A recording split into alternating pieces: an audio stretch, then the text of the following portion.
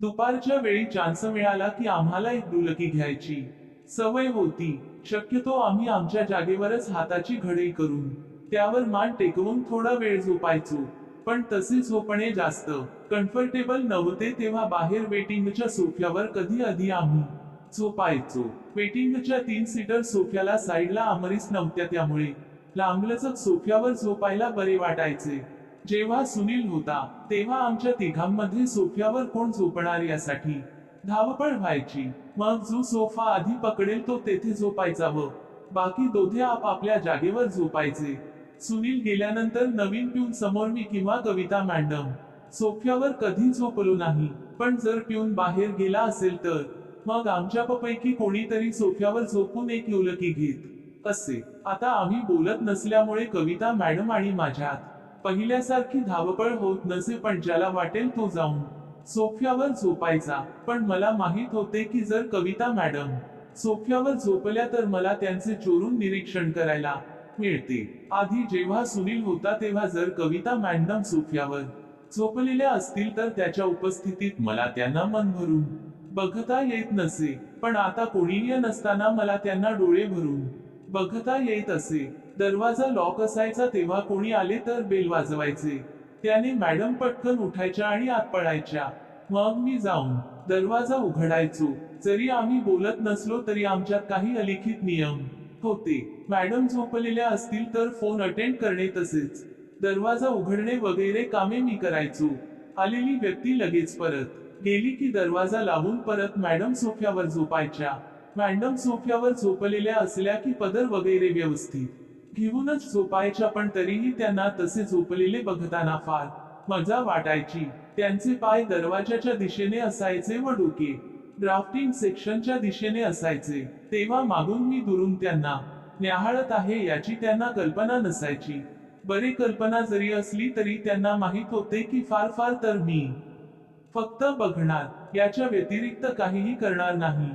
पण त्यांना काय माहित, नुसते बघूनच मी त्यांच्यावर काल्पनिक आनंद लुटत असे. श्वासाच्या लईवर वर खाली होत असलेल्या त्यांच्या आंब्यांना मी नजरेने चोंबाळत असे, कुस्करत असे.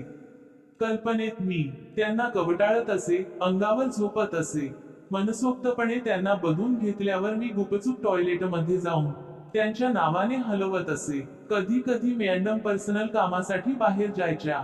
माझ्याशी बोलत नसल्यामुळे त्या पिऊनला मोठ्याने सांगून जायच्या, जेणेकरून मला ऐकू जावे व त्यांच्या गैरहजेरीत मी इतर कामे सांभाळून घ्यावी.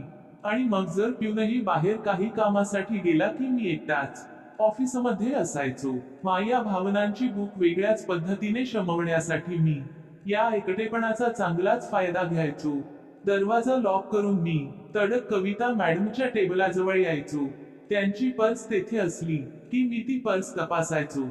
जर माझे नशीब जोरावर असेल तर मला त्यात त्यांची कपडे सापडायची. माझ्या अशा गुप्त तपासणीने मला माहित होते की त्यांच्या पिरियड वेळेत त्यांच्या पर्समध्ये सॅनिटरी नॅपकिन्स बरोबर अशी एक्स्ट्रा झांग्याही असते, म्हणून स्त्रियांची पर्स कधी तपासू नये म्हणतात ना, ती याचसाठी. त्यांची झांग्या सापडली की मला आसुरी आनंद व्हायचा. त्या भांडणाच्या प्रकरणात त्यांनी सांगितल्याप्रमाणे खरोखरच त्यांची कधीही चॉकलेटी किंवा निळी नसायची. पण जर आता कधी तसा काही प्रश्न उभा राहिला तर मी ठामपणे सांगू शकत होतो की त्यांच्या हिचा रंग गुलाबी, आकाशी किंवा फिकट पिवळा असे लाईट कलर असतात. मग ती वस्त्र घेऊन मी तेथेच माया दांड्यावर गुंडाळून दांडा हलवायचो. कधी त्या वस्त्राच्या चिमणीच्या भागाचे चुंबन घ्यायचो तर कधी वास घ्यायचो. मग माझा दांडा गळायच्या बेतात आला की मॅडमच्या खुर्चीवर माया दांड्यातला चीक गाळायचो. कधी त्यांची वस्त्र नाही मिळाली तर मी तसाच त्यांच्या खुर्चीवर बसून गाळायचो. हो, मी कविता मॅडमच्या खुर्चीवर चीक गाळायचो. त्याने मला असा आसुरी आनंद मिळायचा की मी त्यांच्या कलिंगडावर वर माझे चीक गाळतोय, कारण त्यांचे कलिंगड त्या खुर्चीवर विराजमान असतात. म्हणून तेवक्यापुरती माझी भूक भागली की मी भराभर टिश्यूने खुर्चीवरील माझे चीक पुसून घ्यायचो. रेक्सिनची खुर्ची असल्यामुळे चीक सहज पुसले जायचे व मॅडमला कल्पना यायची नाही की थोड्या वेळापूर्वी मी त्यांच्या खुर्चीवर माझे पाणी सोडलो होते. याची कारण असले प्रकार मी फक्त त्या काळात त्यावेळी कविता मॅडमच्या बाबतीतच फक्त केले, नंतर पुढच्या आयुष्यात कधीही मी तसले प्रकार केले नाहीत. पण त्यावेळी दिवसातून किती वेळा मी कविता मॅडमच्या नावाने चीक गाळायचो याची काही गिनतीच नव्हती.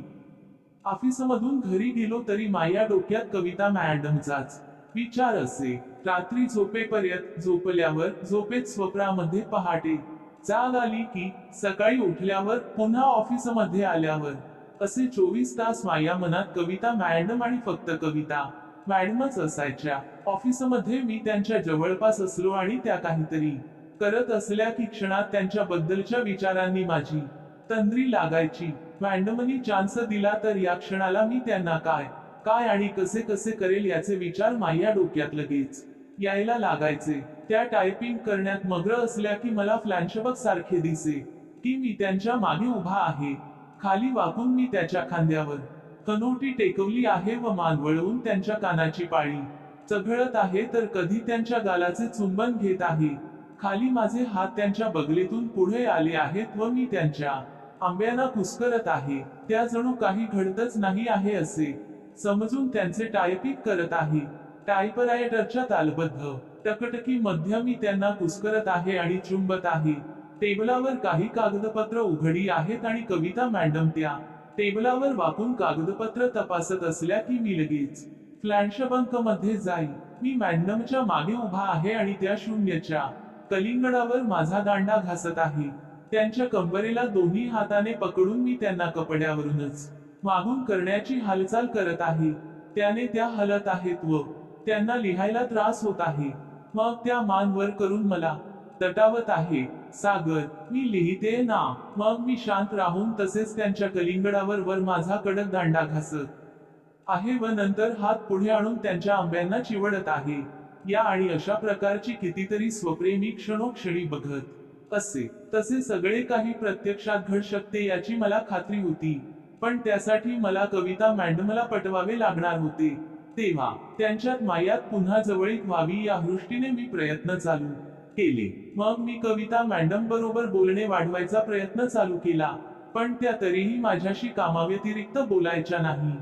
पण असे फक्त कामाशिवाय न बोलता किती दिवस राहणार. आता एकत्र काम करतोय म्हणल्यावर सतत कशा ना कशासाठी तरी एकमेकांशी बोलावे तर लागायचे. तेव्हा फक्त तेवढेच बोलून गप तरी किती दिवस बसणार.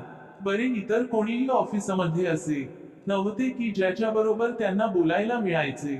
ते या शेवटी त्यांना पण आमच्यातील शांततेचा कंटाळा यायला लागला आणि मग हळूहळू कविता मॅडमचे माझ्याशी बोलणे वाढू लागले. आधी नुसतेच ऑफिसच्या कामासंबंधी बोलायला लागल्या. एखाद्या प्रोजेक्टचे डिटेल्स, रिपोर्ट, टेंडर डॉक्युमेंट्स असे काही ना काही घेऊन येऊन त्याबाबत बोलायला लागल्या. आता आम्ही एकमेकांना